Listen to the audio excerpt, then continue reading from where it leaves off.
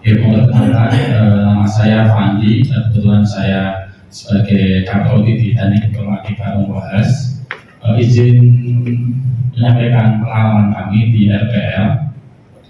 Jadi di kelas kami Teknik Informatika Unhas itu ada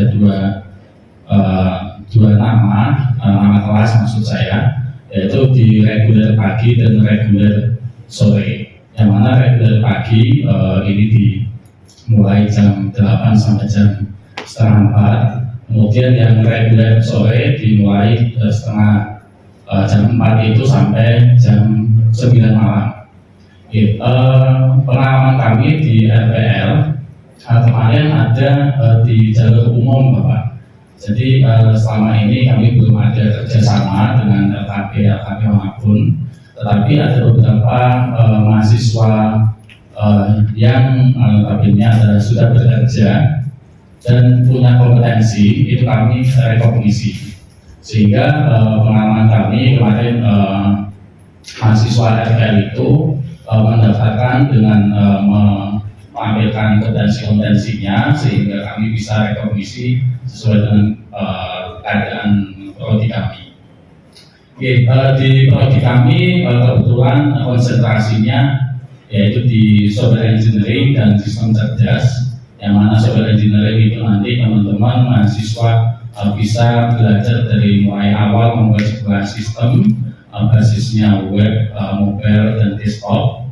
Dan yang satunya adalah sistem cerdas, yang mana sistem cerdas itu sudah berbasiskan dengan artificial intelligence atau kecerdasan buatan. Itu di situ ada robotik, kemudian sampai ke IoT.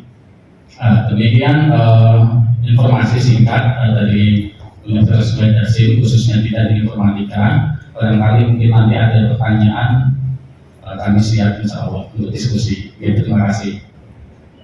Ya, baik, langsung aja mungkin dari LKP mungkin ada yang mau bertanya. Dari Unhas Universitas Wahid Hasim. Ya, silakan Ibu. Ya, terima kasih.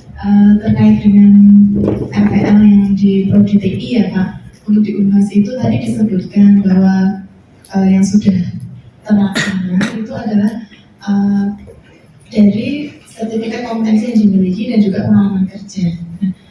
Bisa digambarkan Pak seperti apa kira-kira? Kan kalau kemarin itu saya dapat informasinya mungkin 3 tahun pengalaman kerja, kemudian bisa ikutkan RPL seperti itu. Nah itu prosentase, kan pasti kami harus ditanya anak ya nantinya. Kalau saya ikut RPL itu nanti kira-kira saya selesai kuliah S1 itu berapa lama sih Bu? Biasanya kan gitu. Oke, terima kasih.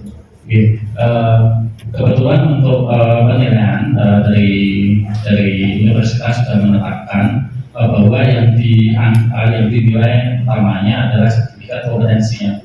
Sertifikat kompetensi kebetulan kemarin sudah diatur, yaitu yang dari BNSP.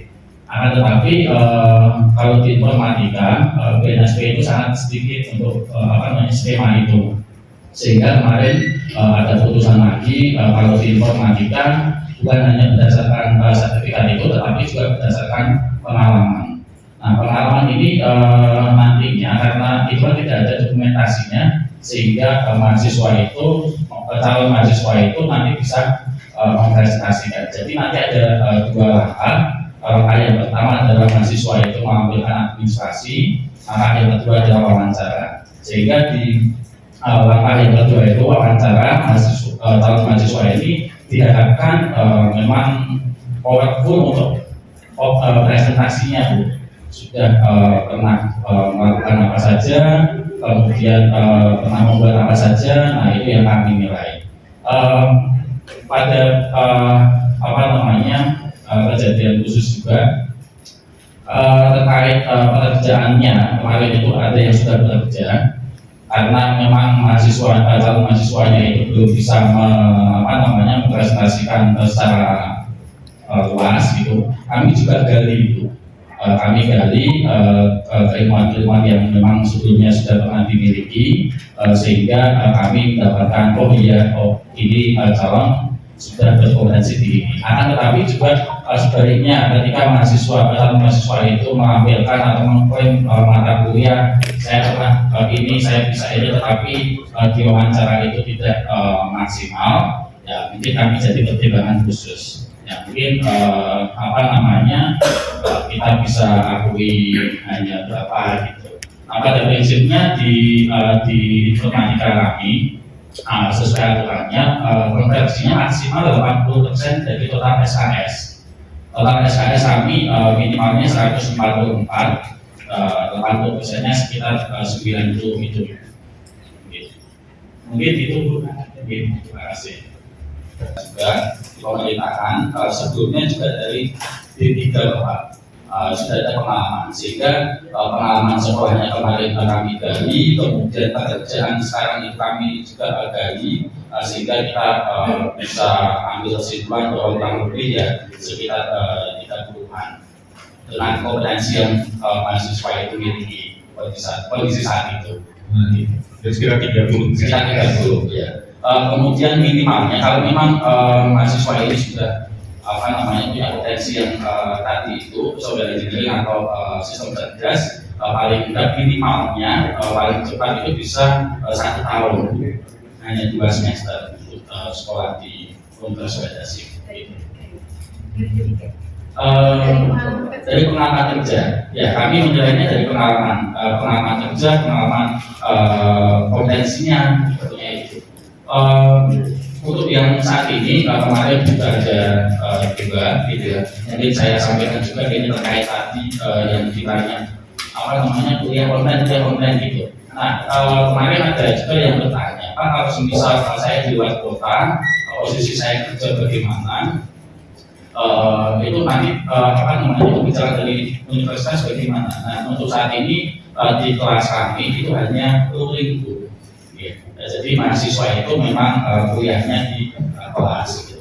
Sewaktu-waktu memang ketika ada kondisi yang memang belum bisa kita luring, kita ada fasilitas dari, tapi itu pasti kita tetap tatap muka. Jadi tidak bisa jadikan seperti yang di kelas UT. Gitu. Baik, ada pertanyaan lagi mungkin? Ya, silakan. Baik Bapak, kan itu tadi sudah disebutkan bahwa pengalaman kerja diperhitungkan yang sudah 3 tahun ya Pak. Ya. Nah, apakah untuk bidangnya itu, prodinya, itu harus sesuai dengan yang bidang pekerjaannya? Atau kalau seperti misalnya bidang pekerjaannya berbeda dengan dari LKP-nya misalnya. Kadang-kadang kan kita masuk ke LKP apa, jurusannya, kemudian pas lulus bekerjanya di bidangnya yang benar-benar berbeda. Nah itu apakah akan berpengaruh atau tidak? Seperti itu Pak. Terima kasih. Pada prinsipnya hanya kompetensi yang kami nilai. Backgroundnya dia bekerja seperti apa itu ya dua itulah. Tapi nomor satunya adalah kompetensi yang kami nilai. Yang terakhir itu juga dari pemerintahan, kebetulan di pemerintahan pekerjaannya ya seperti itu gitu, tapi kegiatan kedua dan ketiganya itu memang mengarah ke informatika sehingga itu bisa kami rekognisi. Jadi untuk kompetensinya itu hanya yang dari BNSP seperti itu ya Pak? Betul gitu.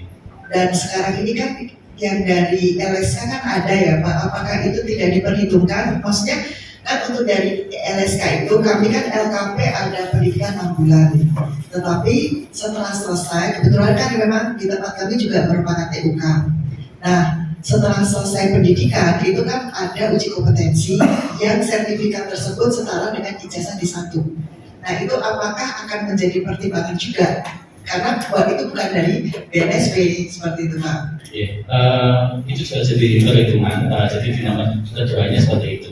Yang pertama kemarin di universitas itu dari BNSP itu yang utamanya, tetapi kembali lagi di informatika ini di BNSP itu kan tidak banyak gitu.